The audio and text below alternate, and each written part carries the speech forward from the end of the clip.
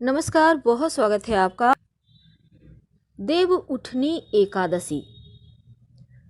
इस दिन विशेष तौर पर श्री हरि की पूजा की जाती है, लेकिन सबसे पहले गणेश जी की तो आप आराधना करेंगे ही, लेकिन श्री हरि से भी पहले माँ लक्ष्मी की पूजा करने का विधान है, क्योंकि श्री हरि तो शाम में जगेंगे, लेकिन माँ लक्ष्मी सारा दिन उनकी ही आराधना होगी। जैसे आप दीपावली में किए, बिल्कुल वैसे ही माँ लक्ष्मी को मनाने के लिए क्या करें, क्योंकि इस देव प्रबोधिनी एकादशी, देवोत्थान एकादशी जिसको कहते हैं, इस दिन पूरे 4 महीने के बाद देव जगेंगे और पूरे सृष्टि में जो शुभ मंगल कार्य बंद हैं वो फिर से एक बार शुरू हो जाएंगे।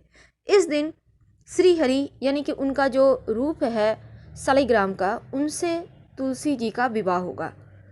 लेकिन जब आप माँ लक्ष्मी की पूजा करेंगे, तब आप माँ लक्ष्मी को कैसे प्रसन्न करें, कैसे उनसे धन प्राप्ति का वरदान पा सकें। देखिए, धन की देवी जो लक्ष्मी हैं, अगर उनकी विधिवत पूजा आप करें तो मान्यता है कि आपके जीवन में कभी किसी चीज़ की कमी नहीं रहती, धन धान्य से परिपूर्ण आप हो जाते हैं। तो वैसे तो माँ लक्ष्मी का दिन होता है शुक्रवार, लेकिन कुछ खास दिनों में, जब जैसे दीपावली, धनतेरस, इसके अलावे अभी आपने आंवला नवमी मनाया, अब जब हम मनाएंगे देवोत्थान एकादशी, और यहाँ से लेकर पूर्णिमा तिथि तक विशेष प्रयोग करने का विधान है, क्योंकि ये दिन देवों का है। देव दीपावली मनाएंगे अभी से लेके पूरे 5 दिन। तो कैसे माँ को मनाएं, चलिए समझते हैं। सबसे पहले देखिए, माँ लक्ष्मी को इस दिन सुबह सुबह स्नान वगैरह करके, उम्मीद है आप फास्ट रखेंगे, क्योंकि इस दिन व्रत जरूर रखना चाहिए। खासकर जो सुहागिन महिलाएं हैं, इस दिन व्रत रखकर आपको इनका विवाह भी करवाना चाहिए, उसमें शामिल होना चाहिए, अक्षय पुण्य की प्राप्ति होती है। तो माँ लक्ष्मी के घर आप अपने घर में ही करें, आपके पास तस्वीर होगी। माँ को लाल वस्त्र अर्पित करें, संभव हो तो बिंदी, सिंदूर, चुंदरी, चूड़ी अर्पित कीजिए। आप पहनिएगा उसको, क्योंकि वो प्रसाद है। इसके बाद इस दिन माँ लक्ष्मी को प्रसन्न करने के लिए चावल के विशेष प्रयोग किए जाते हैं। वैसे तो आप माँ को 5 लाल पुष्प अर्पित कीजिएगा। अगर मान लेते हैं आपके पास लाल गुलाब है, तो 5 पंखुड़ी भी अर्पित कर सकते हैं। अगर आपके पास जैसे लाल गुलाब नहीं है, ठीक है, कमल का पुष्प है, गुड़हल का पुष्प है, अगर कुछ नहीं है तो भी चलेगा, क्योंकि भगवान को पता है आप दिल से उनको पुकार रहे हैं। फिर माँ लक्ष्मी के सामने बैठकर कनकधारा स्तोत्र का पाठ करें।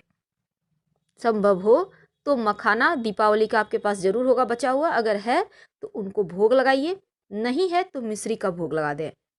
और याद रखिए, माँ लक्ष्मी को भूल कर भी तुलसी के पत्ते मत अर्पित कीजिएगा, वरना आपकी पूजा अधूरी मानी जाएगी। अब एक छोटा सा प्रयोग करें।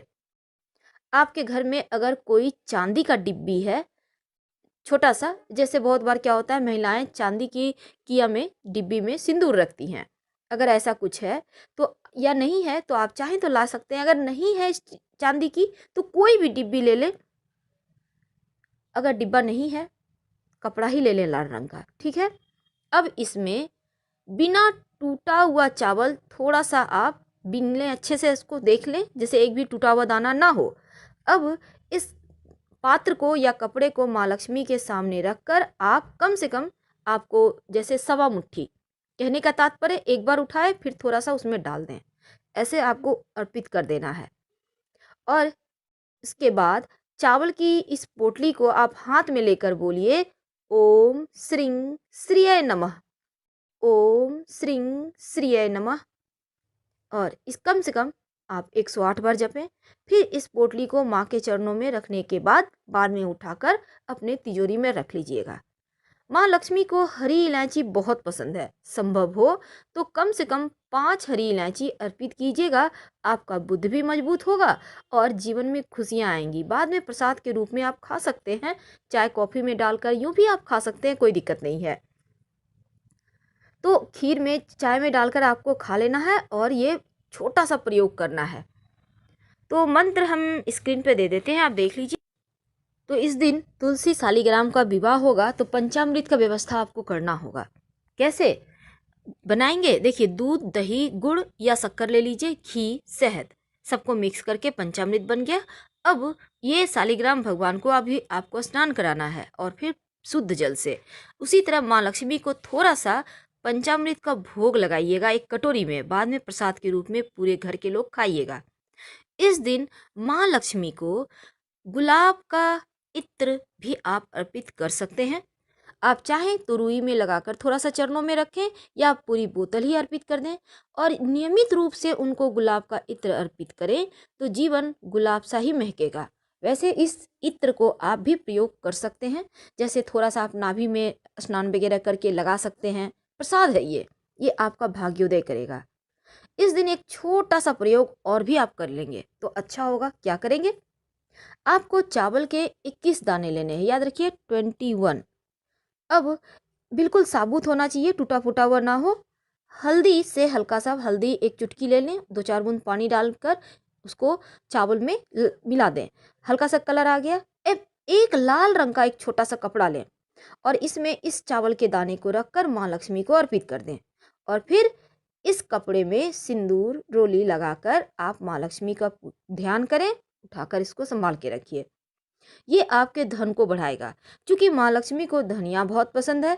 अगर आपने दीपावली के दिन धनिया बो लिया है, अगर पेड़ उग रहे हैं तो अच्छी बात, नहीं उग पा रहे हैं, कभी कभी बीज खराब भी दे देते हैं दुकानदार, नहीं उग पा रहे हैं, तो आज के दिन आप इस धनिया का विशेष प्रयोग जरूर कर लीजिएगा।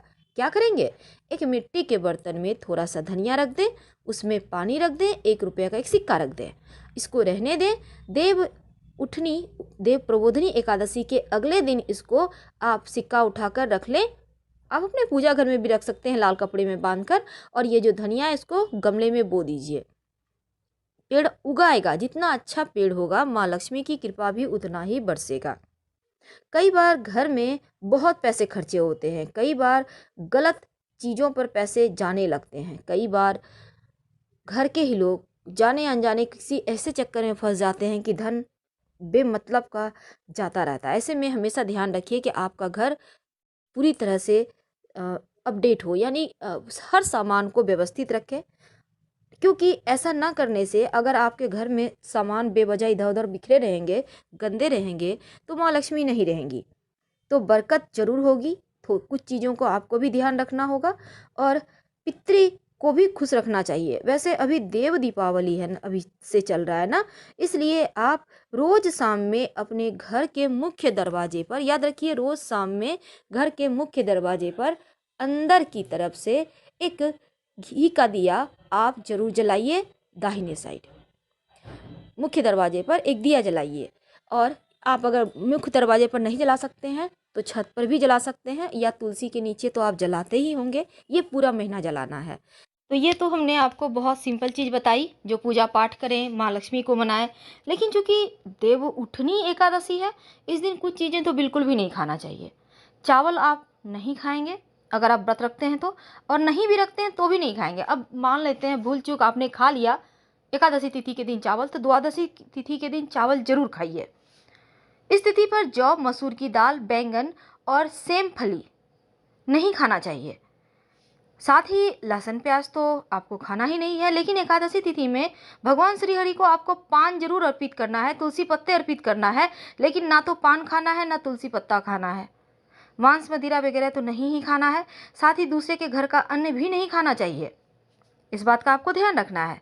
लेकिन अब सवाल ये होता है कि इस दिन क्या खाएं।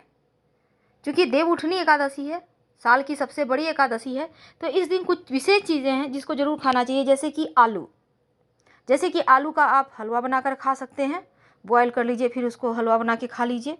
शकरकंद, इसको भी खाना है। शकरकंद इस दिन आपको थोड़ा ना थोड़ा जरूर खाना चाहिए। फलाहार जब करते हैं उस समय आप खा लीजिएगा।